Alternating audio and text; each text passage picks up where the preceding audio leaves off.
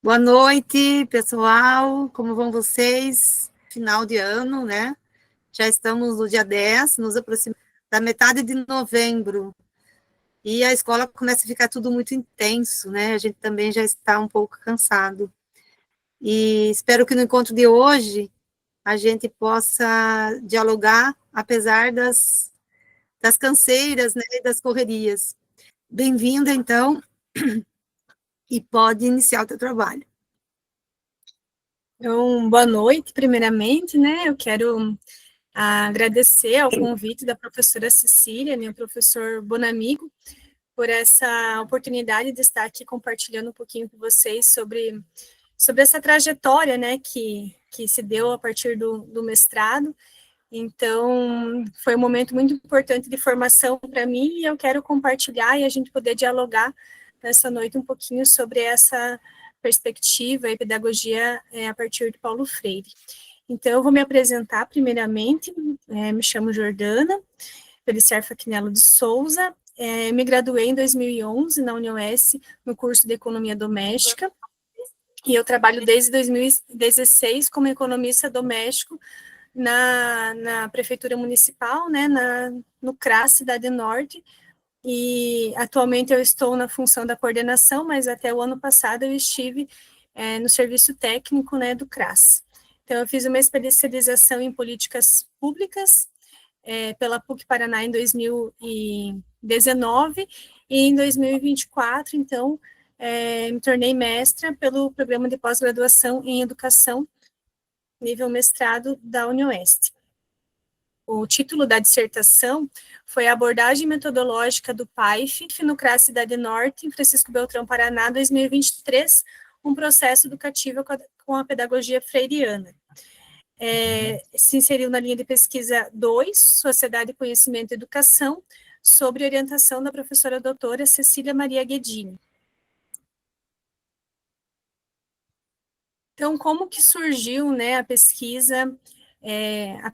Então, a pesquisa ela vai surgir da minha necessidade, enquanto técnica do CRAS, de buscar ferramentas e formas de trabalhar com a pedagogia freiriana. Então, nós temos um documento no CRAS, que é o Caderno de Orientações Técnicas do PAIF. O PAIF ele é o principal serviço ofertado no CRAS, que é o Serviço de Proteção e Atendimento Integral à Família, e essas orientações técnicas, elas recomendam que se trabalhe a partir da pedagogia freiriana, né? E eu já havia lido o livro mais conhecido do Paulo Freire, que é a Pedagogia do Oprimido.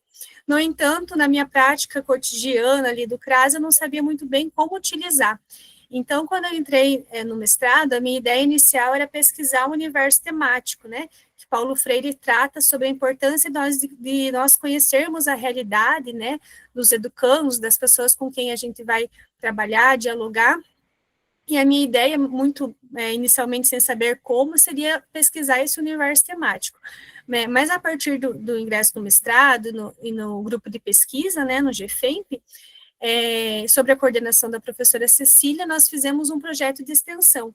Então, esse projeto de extensão lá no CRAS, ele buscou recriar os círculos de cultura, né, a partir que foram um trabalho desenvolvido por Paulo Freire, a partir da pedagogia freiriana, buscando trabalhar, então, com as mulheres usuárias lá do CRAS, a partir, né, dessa concepção teórica, buscando ir ao encontro das orientações técnicas. Então, a pesquisa se deu em entender esse processo educativo no contexto lá do projeto de extensão. Então, foi uma pesquisa qualitativa, né? Então, algumas categorias da pedagogia freiriana foram utilizadas para compreender, né, esse objeto de estudo. Então, o levantamento temático, a problematização, a ação, a historicidade, a realidade, a mudança, a autonomia, dependência, diálogo, antidiálogo, educação, andarilhagem, codificação, descodificação, situações limites, atos limites, acomodação, transformação. Então, essas categorias utilizadas na pedagogia de Paulo Freire, elas foram também utilizadas ali no trabalho de dissertação para entender um pouco como se deu esse processo educativo, né? Então, foi uma pesquisa qualitativa, O trabalho de campo se constitui em estudo de caso, então a gente estudou esse projeto de extensão que foi desenvolvido no CRAS e também foram realizadas entrevistas semi-estruturadas com as técnicas do CRAS e a análise de conteúdo para interpretação e sistematização, categorização do objeto pesquisado. Então, o capítulo 1, ele veio trazer um pouquinho da ideia de como que as relações sociais, né, estão estabelecidas na nossa sociedade atualmente, né, de acordo com, trazendo essa concepção do trabalho e da organização social sobre a sociedade capitalista, então, que geram desigualdades, que dentro da política de assistência social é tratada como questão social. Então, vai trazer essa atuação do Estado no enfrentamento dessas desigualdades, destacando a lógica neoliberal do Estado mínimo e a subordinação das políticas sociais às políticas econômicas. Vai tratar um pouco do aspecto histórico da política de assistência social, como uma política de direitos, e trazendo também alguns desafios contemporâneos. E vai trazer, né, no final desse capítulo, o trabalho social com famílias no CRAS. Então, vai apontar um pouquinho de como que o trabalho é desenvolvido no CRAS, né, quais são os principais serviços e benefícios ofertados nesse equipamento. Aí, no capítulo 2, nós trazemos as concepções, fundamentos teórico-metodológicos da pedagogia freiriana, desde o seu legado de sua obra nas práticas educativas. Então, inicialmente, esse capítulo ele vai trazer um pouco do processo histórico da educação popular, a partir, né, na América Latina, a partir de Jara, Mejía e Puiggrós. Então, esses autores eles vão trazer que a educação popular ela não tem um único sentido e nem uma única compreensão a partir sobre o seu surgimento, né? Então, eles vão destacar também como o Paulo Freire teve um processo, né? Ele foi um dos precursores aí da educação popular aqui no Brasil. Apesar de eu não trazer algumas informações aqui na dissertação, porque no processo de qualificação alguns dados acabaram ficando fora, eu quis trazer para essa apresentação, porque considerei que sejam relevantes de a gente trazer um pouquinho da história do Paulo Freire. Então, o Freire nasceu no Recife, em 1921, ele é filho de um militar chamado Joaquim Temístocles Freire e Edeltrudes Neves Freire. Então, ele fala, né, nas suas obras, que o diálogo já era muito presente, assim, na sua família desde criança. Então, aos 23 anos, ele casou com a Elza Maria Costa Silveira, que era professora pernambucana, e a sua esposa Elza, ela teve muita influência na sua trajetória enquanto educador, porque ela era professora também e o apoiava, né? Freire, ele se formou em Direito, mas ele não chegou a atuar, né? Acho que só numa causa ali que acabou desistindo, porque sua vocação mesmo, seu amor, era pela educação. Então, aos 26 anos, né, muito jovem, ele começou a dar aula de português no Colégio Oswaldo Cruz, né, o mesmo colégio que ele já foi bolsista, e desenvolveu um gosto muito importante pela linguagem. Então, nesse processo de alfabetização, essa experiência que ele teve no colégio foi algo que contribuiu, né, para o método da alfabetização de adultos. Ele também trabalhou no SESI, no período de 1946 a 1954, e o trabalho dele no SESI, com trabalhadores, né, ele fala que foi um momento fundante para a criação do seu método de alfabetização, porque a partir do momento que ele estava trabalhando ali, né, um processo educativo com trabalhadores, ele passou a refletir, né, quais eram as necessidades daqueles trabalhadores, né, qual seria uma educação mais necessária para ser trabalhada com os trabalhadores. Então, ele passou a pensar, né, sobre, foi essa experiência no SESI, foi decisiva para mais tarde ele criar o seu método de alfabetização. Em 1959, ele defendeu essa tese de doutorado, Educação e Atualidade Brasileira, e essa tese de doutorado posteriormente serviu como base para o livro Educação como Prática na Liberdade, publicado em 1964. Então, os círculos de cultura, eles foram criados na década de 60 ali, que era um período em que muitas mobilizações populares estavam acontecendo, né?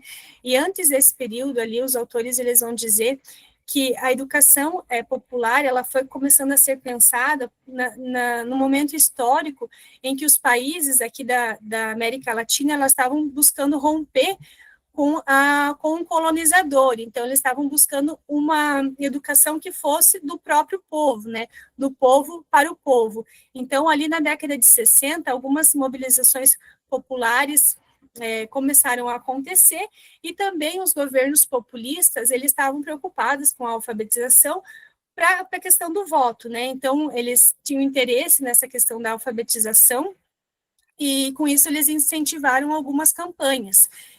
Dentre elas, o De Pé no Chão, também se aprende a ler, o Movimento de Educação de Base, os Centros de Cultura Popular, o Movimento de Cultura Popular, o MCP, o qual o Paulo Freire participou, né? Então, o Movimento de Cultura Popular, ele foi criado por Germano Coelho, inspirado pelo movimento francês People at Culture, com o apoio da Prefeitura de Recife, que foi administrada por Miguel Arraes. Então, após um ano, ele foi convidado para integrar o movimento e ficou responsável pelo projeto educacional desse movimento.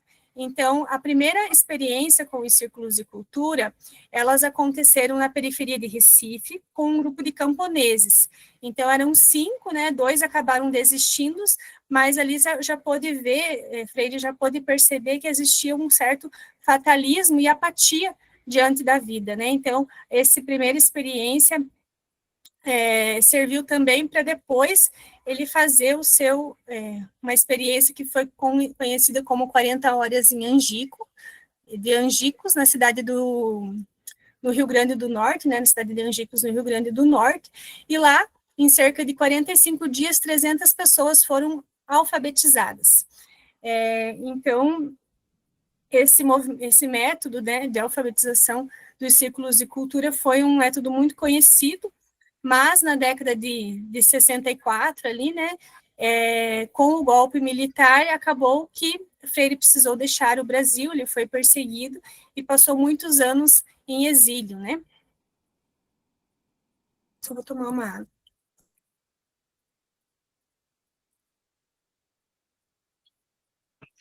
Então, Freire, ele estava muito preocupado com a educação no seu contexto histórico, né, então ele percebia que a educação, como estava sendo tratada, era muitas vezes autoritária, era muitas vezes verticalizada, né, sem a participação dos educandos. Então, a preocupação dele era fazer uma educação que fosse horizontal, que fosse dialógica, que compreendesse os educandos como sujeitos da educação, né, da prática educativa. Então, as aulas elas partiam de imagens e temas do cotidiano que despertavam o diálogo e a construção da linguagem. Então, as palavras acabavam ganhando sentido, porque elas expressavam a vida e o trabalho dos participantes. Então, nos círculos de cultura, a primeira etapa era o universo temático, o levantamento do universo temático. Então, onde que os educadores, eles iam para as vilas, para os locais, né, onde que os educandos moravam e dialogavam com eles, né, sobre os seus cotidianos e anotavam essas frases. Então, eles levantavam esse universo temático que era com o objetivo de conhecer a realidade, mas conhecer também o pensamento, linguagem dessas pessoas. Então, eles pegavam essas frases, né, e devolviam para os educandos de forma codificada. Então, por meio de imagens que expressava um pouco daquela realidade que foi encontrada. E aí, a partir disso, era problematizado, né, e feito a descodificação. Então, quando os educandos eles reconheciam ali naquelas imagens as próprias situações e refletiam sobre ela, eles criavam uma nova percepção da realidade. Então, a alfabetização se dava nesse processo. Tem alguns dos livros ali, os primeiros, que ele vai descrever um pouco de como que era de fato, né, a formação das sílabas e como que eram as escolhas dessas palavras, né? Mas os círculos de cultura, eles tinham o objetivo da alfabetização, mas também da conscientização. Então, era um método que não era só voltado para a alfabetização, mas para conscientização e inserção crítica na realidade, para a transformação da realidade. Por isso que ele foi, né, perseguido, e seu método foi tentado ser aniquilado, porque eles tinham, né, os governantes ali de então, e a classe ali, como é que vamos dizer, burguesa, algo assim, não tinha interesse na ascensão popular, né? Eles não queriam. Então, segundo Romão, o legado freiriano é reinventar o seu pensamento diante de novos contextos. Então, mas sempre com um compromisso com os oprimidos. Então, nós temos várias experiências hoje de recriações dos círculos de cultura. Então, o projeto que nós desenvolvemos no CRAS é uma recriação, né, dos círculos de cultura, não é a reprodução, porque Paulo Freire mesmo diz que quem quiser segui-lo precisa reinventá-lo. Então, o principal para segui-lo é não segui-lo. Então, no Brasil hoje nós temos várias experiências, né, de recriações dos círculos de cultura, teorias, práticas e praxis. Então, eles tratam ali de várias sistematizações, experiências e recriações. Então, se alguém tiver interesse, depois eu posso mandar as fotos ali para a professora Cecília. Então, os círculos de cultura, eles foram fundamentais para o desenvolvimento da pedagogia freiriana. Então, Paulo Freire sempre partia da reflexão sobre a sua própria prática. Então, os livros que ele foi escrevendo foram a partir da reflexão sobre a sua prática educativa, né? O próprio Pedagogia do Oprimido se deu enquanto ele esteve em exílio, né? Então, a partir de toda a sua experiência com os círculos de cultura, tanto aqui no Brasil, quanto depois ele continuou, né, fazendo outras experiências com camponeses também, no Chile, em outros países que ele foi. Então, era reflexão sobre essa prática educativa que ele teorizava na sua pedagogia. Então, a praxis é uma categoria muito importante na pedagogia freiriana. Então, alguns dos princípios é o ser humano como sujeito de transformação, o diálogo e a busca pelo conhecimento. Então, conclui-se que a pedagogia de Paulo Freire foi construída ao longo da sua trajetória e consolidada teoricamente em pedagogia do oprimido. Então, Freire ele dizia que, enquanto a educação formal ela tende a aceitar a ordem social como sendo natural, a educação popular ela tem como objetivo o desvelamento da realidade e a transformação social das estruturas opressoras.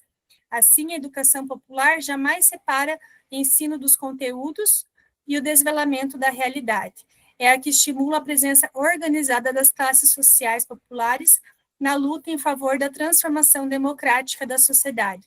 Por isso que Paulo Freire criticava a questão das cartilhas, né? Porque era algo pronto, que não considerava, que não ia ao encontro da realidade, né? Não se fazia dialógica com os sujeitos.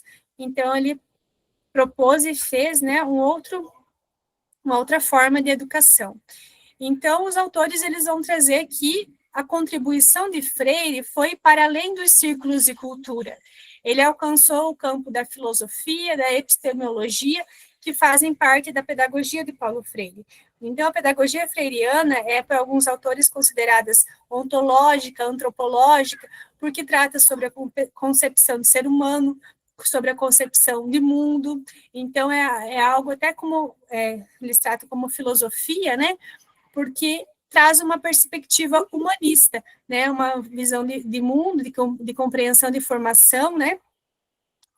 Caracterizada pela expressão das potencialidades humanas no intercâmbio comunicativo e interativo. Então, uma das categorias freirianas também muito importante é a concepção da educação bancária. Então, na educação bancária, Freire vai dizer que o aluno ele é como se fosse um banco. Então, o professor ele apenas faria depósito para aquele educando, apenas transmitiria aquele conhecimento. Mas a educação libertadora, que Paulo Freire propõe, é uma educação onde que há horizontalidade, não a verticalidade, onde que todos os saberes são considerados, né, onde que não há uma desigualdade de saberes. Então, enquanto o aluno, eles são educandos, eles são sujeitos, então, eu, enquanto educador, não sou melhor do que o meu educando, né? Eu também me faço educando, então eu sou um educador educando, porque eu também aprendo com aquele sujeito que está ali comigo, né? Então, é uma educação dialógica, né? Em que o diálogo é uma peça fundamental. Enquanto que na educação bancária, há o espaço silenciado, o espaço de silêncio, porque há só o depósito, não há um pensamento crítico, não há uma reflexão. Na educação libertadora, né, há o diálogo, há a reflexão, há, né, a troca entre os sujeitos, né? E todos são sujeitos e não coisas, objetos, né? Então, essa é uma das categorias muito importantes na pedagogia freiriana. Então, é uma educação que alimenta a esperança, o sonho, que acredita que a história é um conjunto de possibilidades. Então, algo muito central também na pedagogia freiriana é essa compreensão de que a história pode ser mudada, né? Pode ser transformada, que nós somos seres humanos transformadores, críticos, que podemos mudar, né? Então, essa ideia fatalista de que as coisas são sempre assim, não deve ser buscado por nós que somos educadores, né? Como ele chama, educadores a favor da liberdade. Então, isso eu já falei.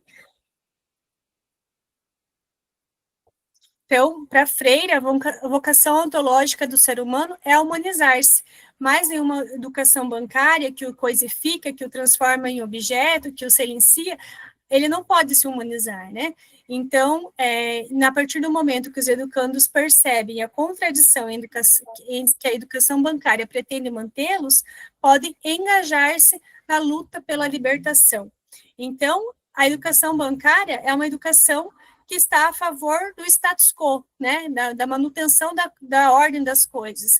E ele fala que a educação não é neutra.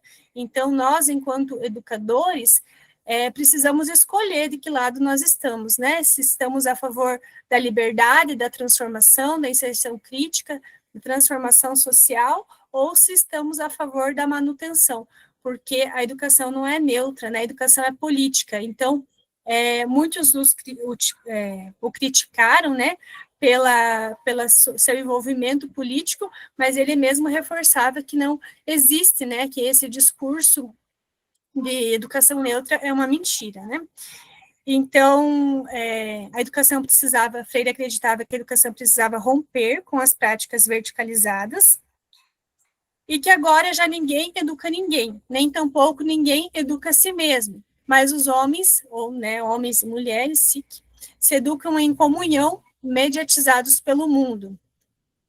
Então, ao invés dos educandos serem recipientes dóceis de depósitos, agora eles são investigadores críticos, que em diálogo com o educador crítico também busca problematizar e desvelar e conhecer o mundo. Então, a questão central da pedagogia do oprimido, que é uma das obras fundamentais de Paulo Freire, é o ser humano em suas complexas dimensões ontológicas, antropológicas, éticas, políticas e gnesiológicas, e sua relação com o mundo, o que exige que esse assuma consciência crítica da sua história e que encontre formas para superar a desumanização. Então, Freire vai considerar a historicidade de vida das pessoas, dos seres humanos, e essa realidade, ela é polarizada, ela é de possuidores despossuídos, favorecidos e desfavorecidos, opressores e oprimidos, e é necessário não só equiparar a distância, mas modificar essa lógica que mantém os desiguais. Então, a pedagogia do oprimido se refere à luta pela recuperação da humanidade que precisa ser forjada pelo oprimido e não para ele. Então, por isso que a gente diz na educação popular, né, que é a educação do povo, né, que a educação que é da pedagogia do oprimido é a pedagogia do oprimido e não para o oprimido. Então, Freire fala isso, né, que para a libertação do oprimido, ele precisa criar uma pedagogia que seja do oprimido, do povo, né, que surja dele mesmo.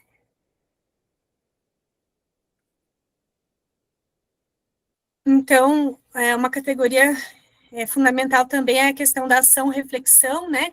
Que a humanização é esse processo da ação e reflexão dos seres humanos enquanto transformam o mundo. Então, esse conhecimento do nível doxa, né, ele vai sendo substituído pelo conhecimento do nível logos. É algo como se fosse o conhecimento mágico, né, um conhecimento, assim, mágico da realidade, ele acaba, nesse processo educativo, sendo substituído por um superado, né, e sendo substituído por um conhecimento crítico da realidade. Então, Paulo Freire, ele vai trazer a palavra pedagogia em várias das suas obras, pedagogia do oprimido, pedagogia da autonomia, pedagogia da esperança, por uma pedagogia da pergunta. Então, o Streck, ele vai dizer que todas essas pedagogias, elas são intencionalidades formativas. Então, e que fazem todas elas são extensões ou prolongamentos da pedagogia do oprimido. Então, mais rapidamente eu vou apontar algumas coisas tratadas no capítulo 3. Então, na dissertação, capítulo 3, ele foi feita uma pesquisa, ele tem como título Trabalho com os Círculos Dialógicos Socioeducativos e Abordagem Metodológica no Trabalho Social com Famílias. Então, nesse capítulo, nós buscamos compreender um pouco como que as técnicas lá do CRAS, o que as técnicas conheciam da pedagogia freiriana, né, como que elas visualizavam essas orientações, porque, como eu falei no início, trata, né, no caderno lá do CRAS, essa recomendação que se usa a pedagogia freiriana. Então, essa parte a gente buscou compreender um pouco a compreensão das técnicas sobre a pedagogia freiriana. Então, eu não vou me ater muito a essa parte, mas o que a gente pode tirar de conclusão, assim, é de que elas utilizam, que elas mesmo não conhecendo profundamente, né, porque muitas vezes não faz nem parte da sua formação enquanto serviço social, psicologia, não, tem pouco contato, né, com a pedagogia freiriana, como também era o meu caso, elas acabam utilizando. Então, essa questão da problematização, né, elas trouxeram durante as falas, também a compreensão de que eles são agentes da mudança na vida deles, né, também uma compreensão freiriana, né, de que a realidade pode ser mudada, e que os sujeitos são de intervenção na realidade, então, mas que necessita ainda de materiais que venham trazer, né, mais um aprofundamento sobre a pedagogia freiriana no contexto do CRAS. Então, a dissertação, ela tinha também como objetivo dar um passo nesse sentido de trazer uma contribuição nesse trabalho, né?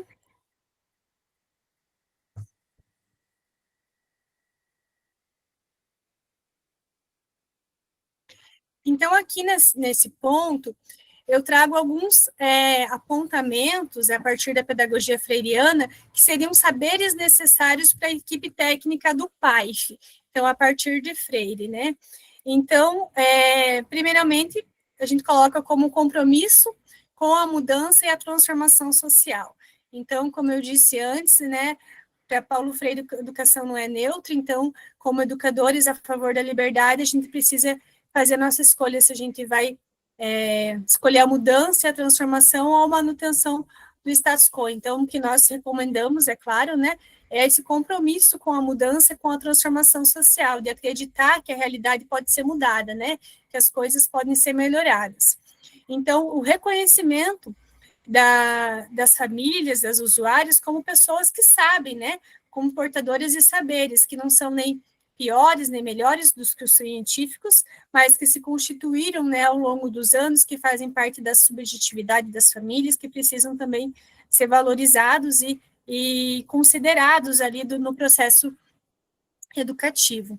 Então, o diálogo precisa ser o principal instrumento de trabalho, porque, ao contrário da educação bancária, né, que é o depósito ali do conhecimento, depósito dos saberes, né, na educação libertadora, o diálogo, né, entre os educandos, entre educador e educando, é o principal. Então, precisa estar comprometida com o diálogo, né, que dá a oportunidade de dizer a sua palavra, mas também de ouvir ao outro, que o outro tem, né, com respeito, sem julgamento, uma escuta aberta, é muito importante.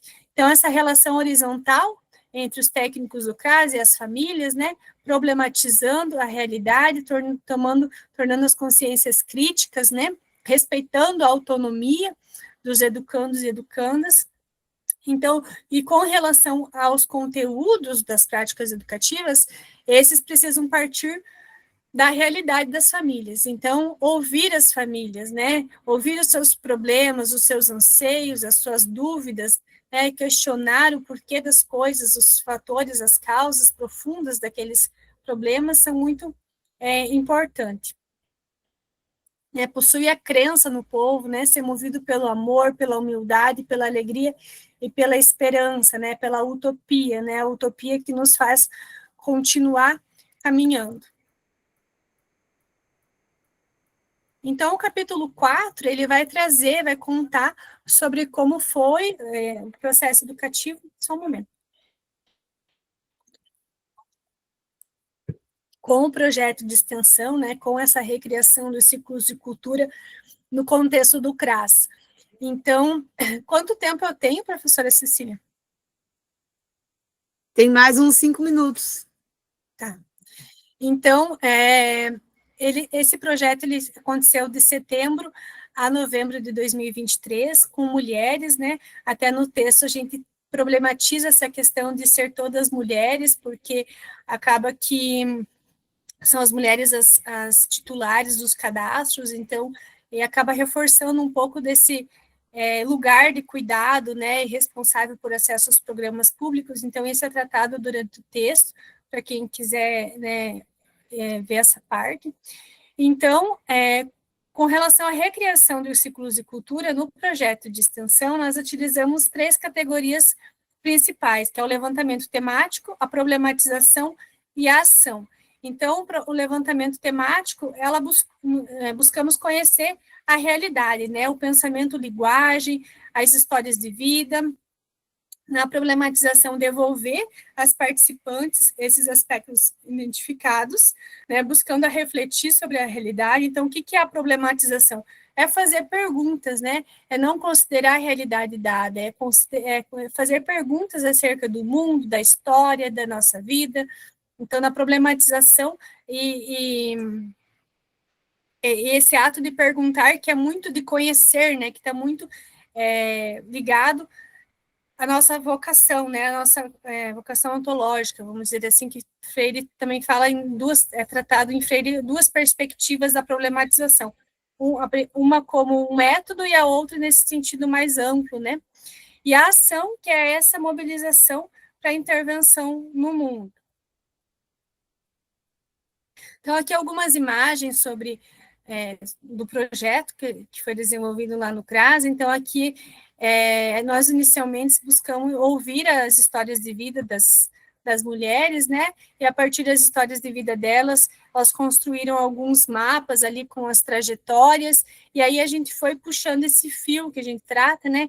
Buscando conhecer por que elas mudaram, né? Elas trouxeram que mudaram bastante do campo para a cidade, né?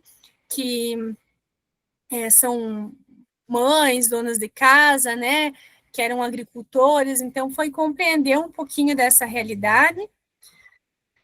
Aqui algumas imagens que também foram usadas para esse levantamento temático, e as falas delas sobre as imagens que as fizeram escolher, depois foi gravada, né, com a autorização delas, e a gente devolveu algumas dessas frases também para problematização. Então, aqui algumas frases que não vai dar tempo de ler, só vou seguir aqui. Então, aqui eu já comentei que há 2 sentidos, né, para a problematização.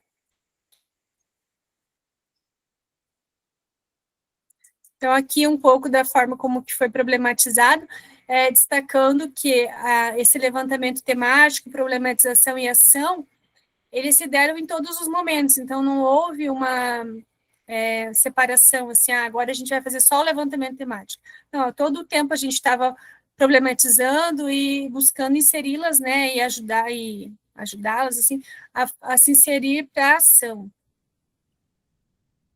Então, não sei se eu comentei, mas foram 14 encontros que nós fizemos com as mulheres. Então, a identidade, né, Freire também fala sobre a importância do reconhecimento da identidade cultural. Então, a identidade, a gente buscou conhecer se elas tinham uma identidade em comum, né, porque a partir do momento que se forma uma identidade, a gente consegue entender que aquilo que eu estou passando, né, não é só uma questão minha, né, é uma questão da sociedade em si, né, então elas se identificaram como mulheres que vieram do interior, com pouco estudo, que pararam de estudar porque casaram, para cuidar dos filhos, para ajudar os pais, que mudaram diversas vezes de cidade, que passaram dificuldades e sofrimentos, que são batalhadeiras, não nasceram em berço de ouro, que têm o CRAS como rede de apoio e que gostam de tomar chimarrão. Então, na problematização e há uma categoria também importante para Freire, é as situações limites, né? Então, que são desafios, que são problemas encontrados ali na realidade. Então, nesse momento, a gente buscou também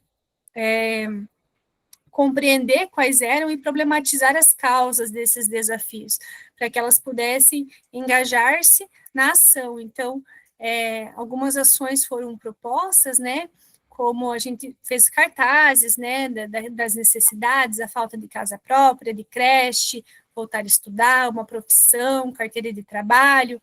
Nós fizemos visitas à UniOeste, ao Conselho de Saúde, à Câmara de Vereadores, a diretora do SEBJA também, e elas se organizaram, né, essa foi um exemplo bem legal que elas fizeram de uma ação que elas se organizaram para a confecção das camisetas, então elas organizaram uma rifa, mostrando que as situações limites podem ser transformadas por meio dos atos limites.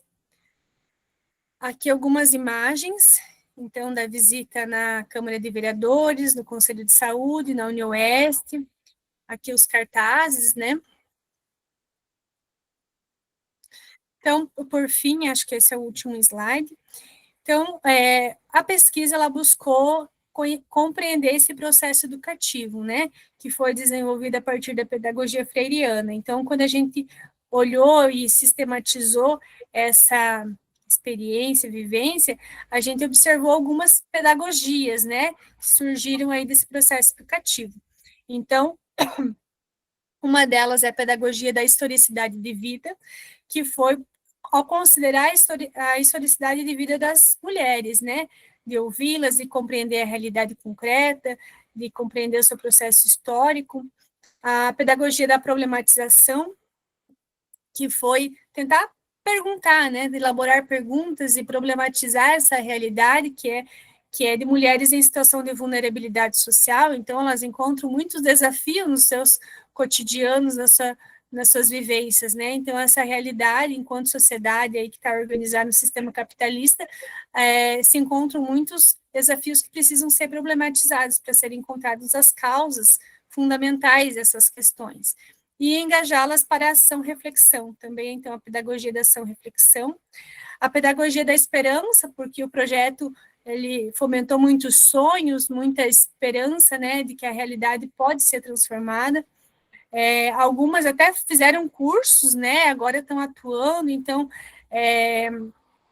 elas mostraram, né, que esse movimento durante todo o projeto, também depois dele, algumas ainda estão fazendo, acho que alguns cursos em parceria com o Ponto de Cultura também.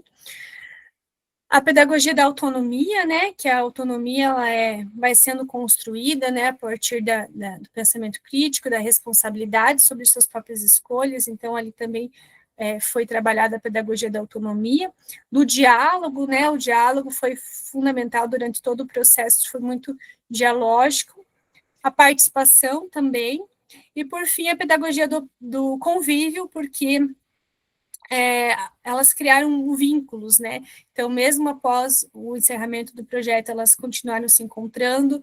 Uma delas tornou-se madrinha da filha, né, da outra que né, tornou-se mãe durante esse processo. Então, elas realmente criaram essa rede de apoio, e a gente sabe que a transformação ela se dá no coletivo, né? Que nós, enquanto sujeitos, muito pouco conseguimos sozinhos. Então, essa pedagogia do convívio, do vínculo, da amizade, ela é muito importante. Então, acho que já deu meu tempo, deixa eu passar aqui.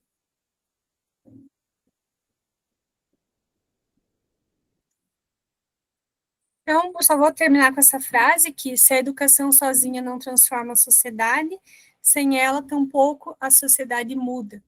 Então, a gente sabe que a educação ela é muito importante em vários contextos, né? Tanto a educação formal quanto a não formal, né? Que se deu a exemplo no trabalho no CRAS, mas que além dos processos educativos, nós precisamos também de outras transformações na sociedade, como mudanças, né? No modelo ali de organização, enfim. Então é isso, eu quero agradecer mais uma vez o convite. E a gente agradece muito a tua presença aqui. E vamos lá, vamos conversar então sobre Paulo Freire e educação, né? A Jordana traz para nós uma experiência de educação não formal, que não é na escola, mas que traz os elementos da educação, os fundamentos de muito da nossa educação formal. E eu vou começar aqui dizendo o que eu estava pensando enquanto a Jordana apresentava, né? Quem sabe vocês têm suas perguntas para a Jordana também, mas a gente percebe a proximidade da teoria freiriana com a educação do campo, né? Quanta coisa que a Jordana trouxe, e eu ficava pensando, olha só, né? Então, a gente percebe muito, assim, porque antes de a gente ter a educação do campo formulada, né? Vocês lembram lá, né? Você trabalhou muitos anos, quase 30 anos, dá para se dizer, né? Porque foi de 1980, mais ou menos, antes até, né? No período da ditadura também, vou imaginar os anos 70, 80, e o final de 98, que a gente vai ter a educação do campo como categoria. E durante todo esse tempo, com quem que a gente trabalhava? Com a educação popular e Paulo Freire, né?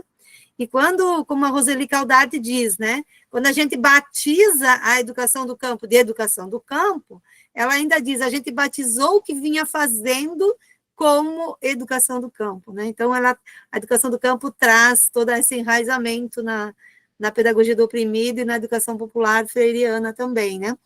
Olá, boa noite a todos e todas. Então, boa noite. Parabéns, Jordana, pelo trabalho, muito lindo, adorei te ouvir.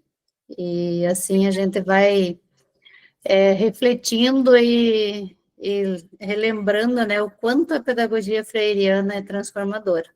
Realmente, a nossa educação do campo, então, nem se fala, né? A gente vai visualizando tudo que a gente consegue construir, né? Também com essa contribuição. Então, parabéns pelo trabalho. É claro que eu fiquei na dúvida com algumas práticas ali educativas que você mencionou, que eu gostaria de saber, assim, esse grupo de mulheres que você trabalhou ali no CRAS, qual a faixa etária delas? Você comentou ali sobre os círculos de diálogo, né? E das histórias, da realidade, como que foi esse trabalho, assim, você tinha com certeza, né, para o levantamento aí de todos esses dados, os instrumentos ali, que foi a questão do diálogo, essa técnica, né, essa metodologia, e como que você direcionou para todas, ou assim, o trabalho é no coletivo, mas você fez assim, por meio de questionamentos para a construção desses saberes assim individuais, ou apenas no coletivo, assim, conforme as histórias de cada uma? Então, deixa eu ver aqui, acho que de 21 a 64 anos, mais ou menos nessa faixa etária. Então, nós tínhamos algumas mais jovens, né, e outras mais idosas.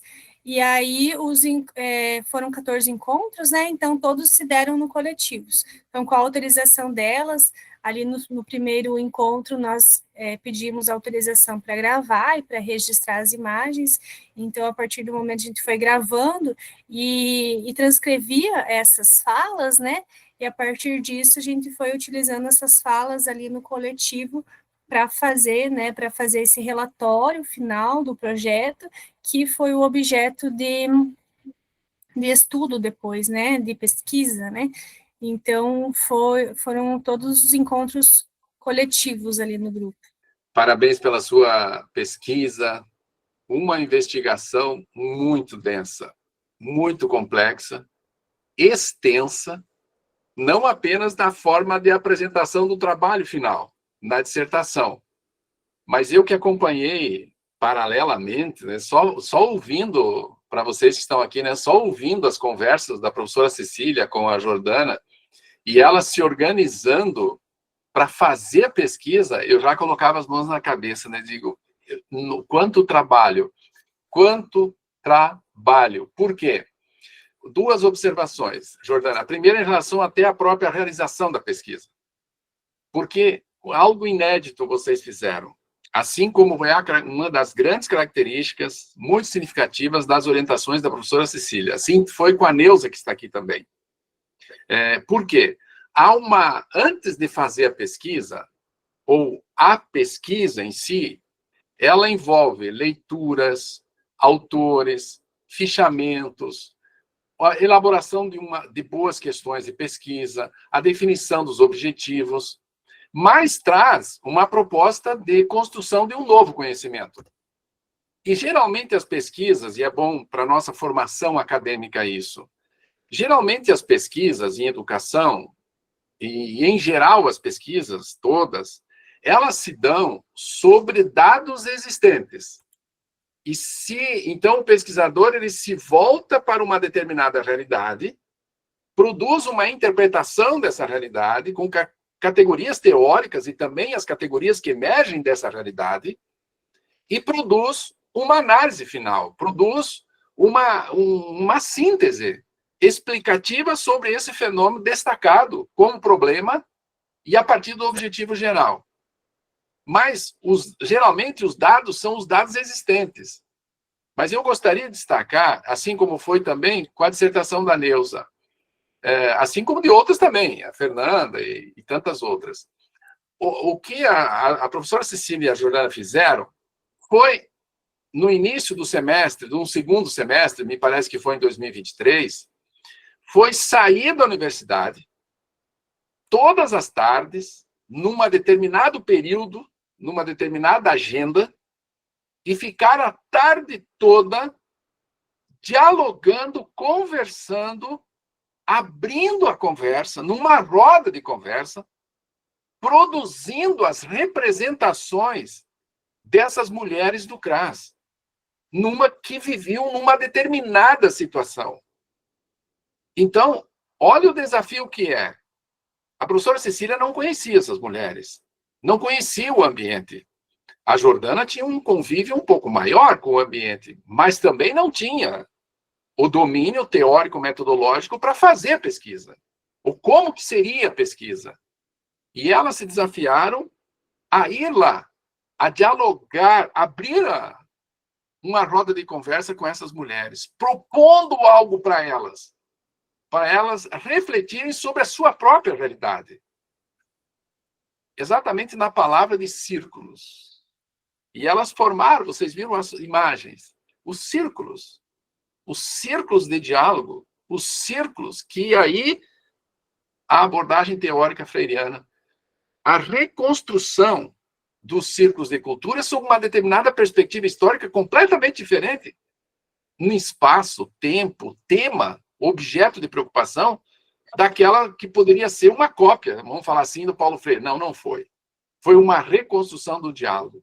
Então, a primeira questão, Jordana, como foi romper com essa exterioridade de quem faz a pesquisa para encontrar essas pessoas?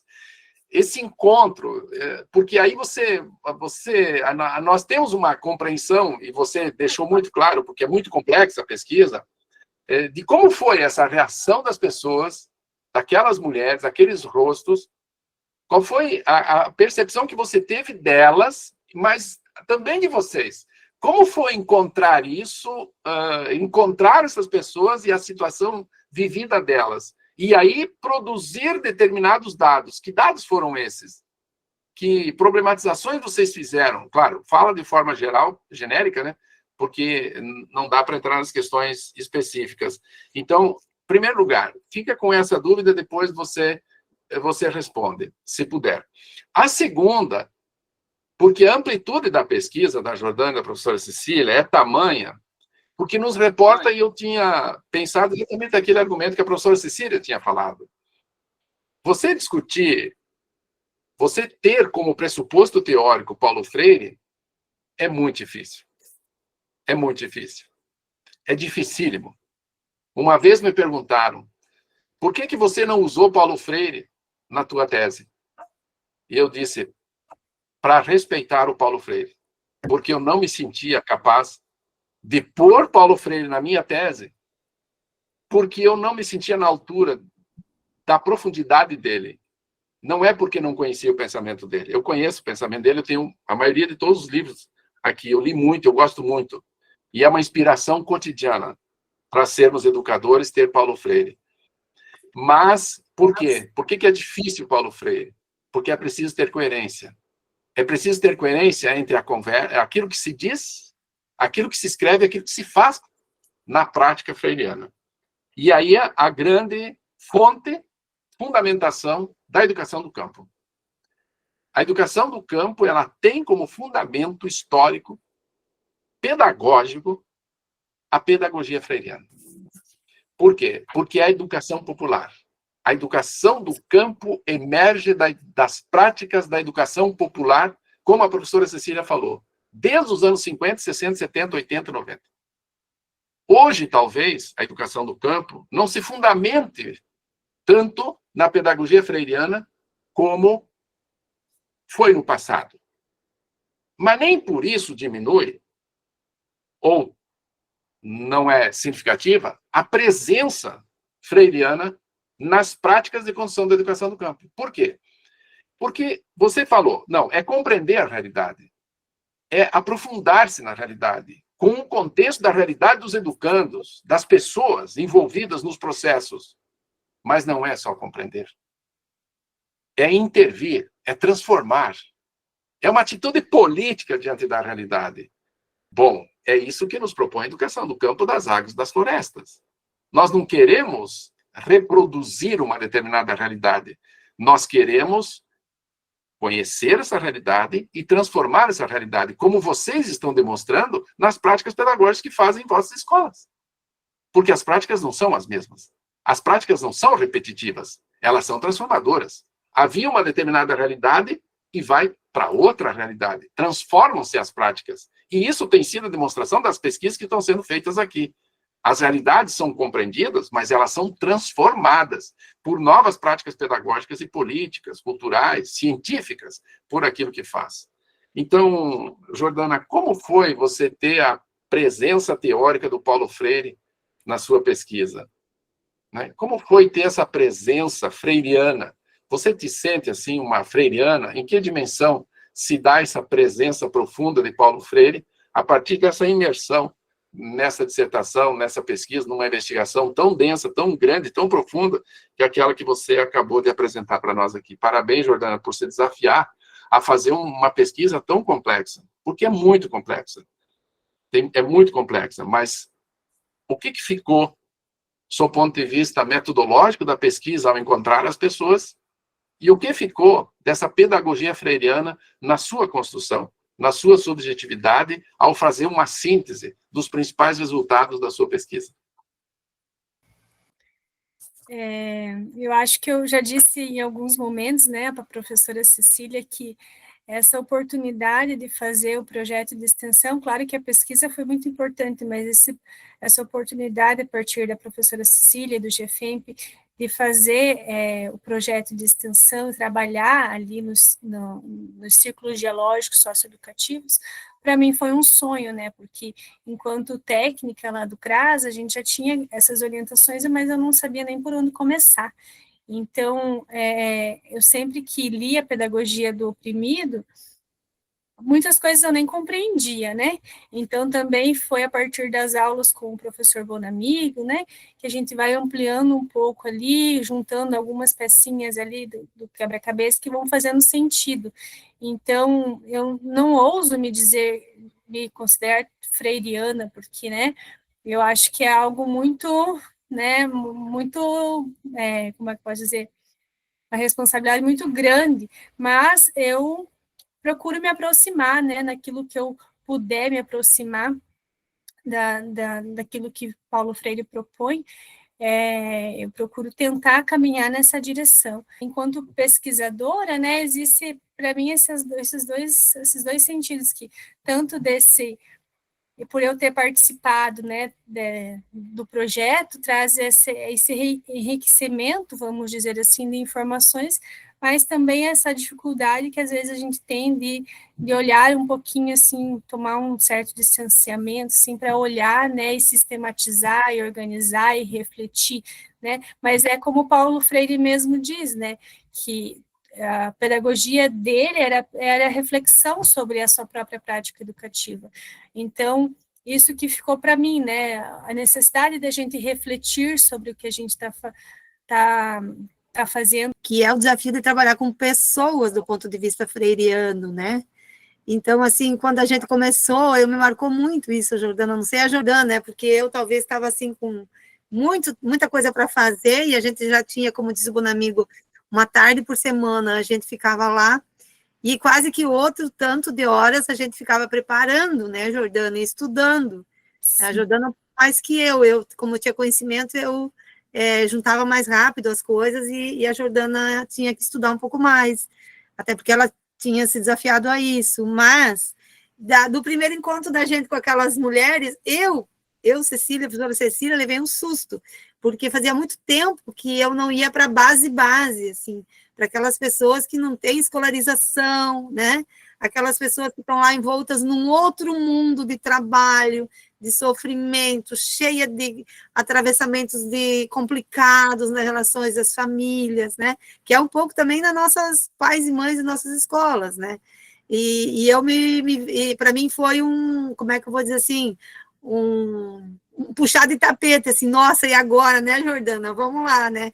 E aí voltamos lá, né? A Jordana tem uma facilidade muito grande para o estudo, para entender os elementos dos círculos dialógicos, e compramos material, e voltamos a olhar certas experiências que se faziam. A Jordana fez um levantamento de outras experiências, tanto que esse nome foi a Jordana que batizou, né?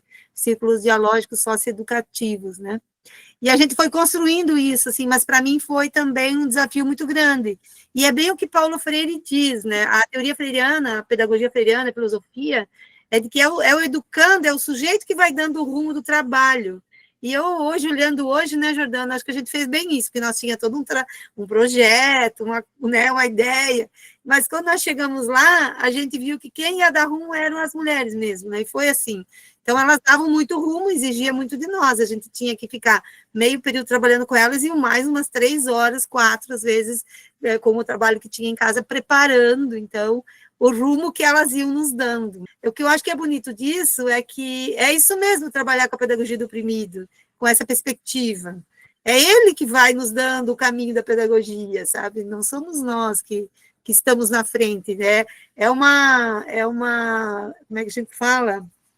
É uma perspectiva, não é de vanguarda, de retaguarda, né? A gente não vai na frente puxando, é o povo que vai, o povo que está aí é que vai te dar rumo, né? Eu acho que um pouco do que ficou foi essa questão de considerar, e primeiro para a realidade, né? Buscar compreender ali a realidade concreta ali do cotidiano e essa problematização. Então, quando a gente pensa agora em processo educativo, né, acho que já tem uma linha de pensamento, assim, que então a gente não pensa do nada, né, a gente busca ouvir, busca dialogar, busca ir para a realidade, considerar os sujeitos e os educandos ali nesse planejamento também. Então, acho que o que ficou foi essa, né, foram algumas coisas que foi ficando que hoje em dia eu tento tento considerar na minha atuação profissional. Pessoal que está aí, Enéas Marques, como é que está a caminhada lá com os pais, com os alunos, né? Enéas Marques fez as trilhas escola-família, reencontrou a gurizada, começou a planejar, né? Também estão fazendo uma caminhada com os sujeitos lá, né? Aprendendo com esses sujeitos, pais e mães, que vêm para a escola agora, né? E quem são eles. Então, acho que tem muito de freiriano na educação do campo, né? Que a gente, às vezes, não se dá conta, mas é isso, quando a gente vai nas casas das famílias e vai caminhar pelas mesmas estradas que eles, fazer esses caminhos, né? A gente está captando, está juntando muita informação para o nosso processo, que às vezes não é o que a gente quer, é o que é possível, né? Fazer com aquele povo que está aí na escola, não é mesmo? Sim, só tenho que dar parabéns para a Jordana. Fiquei assim encantada com a pesquisa dela. Achei como é possível conseguir trabalhar o Paulo Freire, que é um educador, dentro de um projeto do CRAS. Isso foi muito inteligente, muito bacana. E enquanto ela fala, eu fico imaginando como que ela consegue trabalhar com essas mulheres, com esse aprendizado que ela teve. Deve ser, assim, muito, muito bacana mesmo. Então, parabéns, Jordana. E foi assim, fiquei assim, eu estava cansada, mas eu não perdi uma palavra. Achei muito bonito o seu trabalho. Parabéns. Obrigada, Irene. Muito bom. Jordana, você quer dizer mais alguma coisa? Não, só agradecer mesmo o convite, obrigada a todos que estiveram aqui me ouvindo, que se a gente pudesse encontrar, talvez, né, em algum momento aí pelo GFI. Gente, muito obrigada, Jordana, obrigada a todos vocês, e a gente seguimos, então, até dia 24, nosso próximo encontro, vamos falar de multianos, vamos conversar um pouco sobre isso no dia 24 com a Thaís, a colega da Neuza, né, que fez mestrado com a Neuza, vai estar no dia 24 aqui, conversando com a gente sobre os multianos no estado do Paraná, vai ser bem bacana. Tá bom, gente querida?